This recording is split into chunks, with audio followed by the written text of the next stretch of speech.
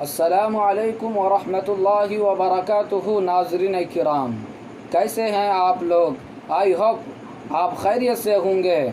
آج میں آپ لوگوں کو حسان بن ثابت رضی اللہ تعالی عنہ کا اشعار سنانا چاہتا ہوں، جس کو حسان بن ثابت نے آپ صلی اللہ علیہ وسلم کے شان میں پڑھا تھا۔ تو سنتے ہیں ان اشعار کو۔ وأحسن منك لم تر قط عيني وأجمل منك لم تلد النساء خلقت مبرأ من كل عيب كأنك قد خلقت كما تشاء۔